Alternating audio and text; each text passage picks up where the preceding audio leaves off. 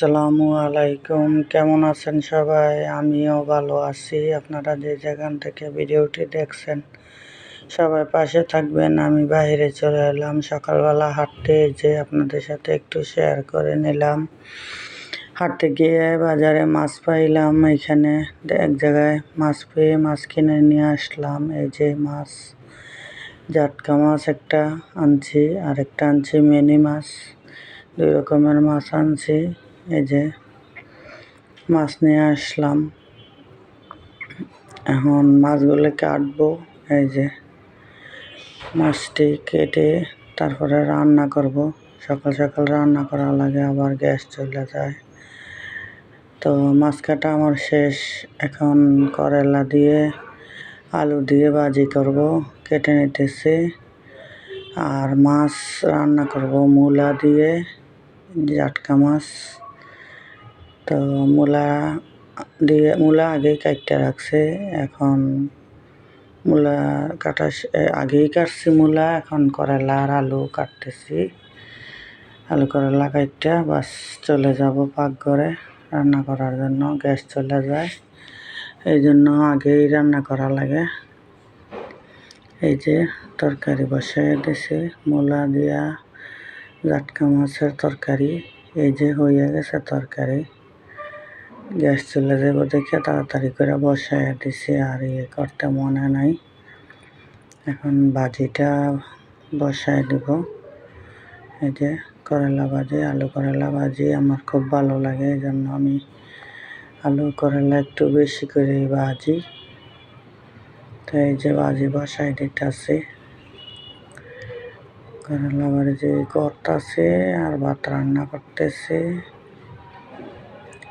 আবার তাড়াতাড়ি করে গ্যাস চলে গেলে আবার ভাজি বেশি সিদ্ধ হয়ে যাব, তখন আবার তিতা তিতা লাগবে। ওই জন্য তাড়াতাড়ি করে বসাই দিলাম হলুদ, দিলাম লবণ, পেঁয়াজ কাঁচামরিচ দিয়ে ভাজিটা বসাই দিলাম।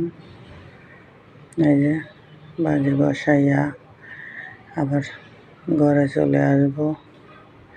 ঘরে গিয়ে আবার জগে পানি টানি খালি হইলে জগটিতে পানি টানি নিব। এখন কয়েকটা হাঁড়ি পাতিল আছে, ধুয়ে নিলাম। এই যে এই চালনিটাতে আমি ভাত রান্না করে এটা ডাইলা রাখি। তো এই চালনিটাতে ভাত ডাললে আর রাখিয়া দিলে সকালবেলা আপনি ভাত রানলেও ধরেন ভাত যদি থাকে বিকালেও নষ্ট হয় না।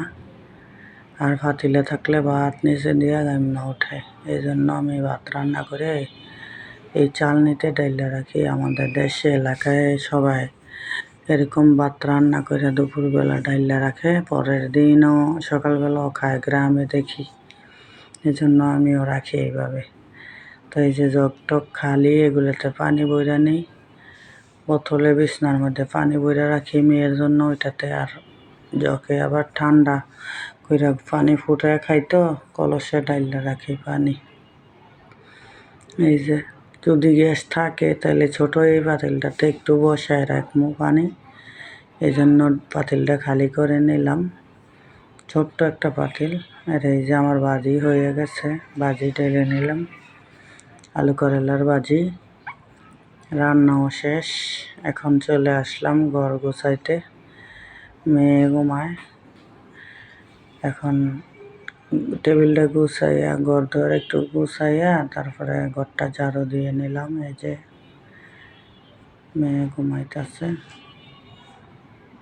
তো এই যে সারাদিন কি করলাম না করলাম আপনাদের সাথে শেয়ার করলাম। ভালো লাগলে আমার পাশে থাকবেন, ভিডিওটি যদি ভালো লাগে আমার পাশে থাকবেন, এই কামনাই করি আমি আপনাদের কাছে আশা করি আমার ভিডিওটি দেখবেন।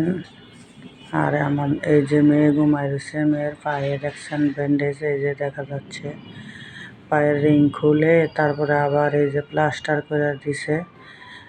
এখন আমি এই যে ভাত নিয়ে নিলাম খাওয়ার জন্য। আমি এই যে সবাই আমার পাশে থাকবেন। খোদা হাফেজ।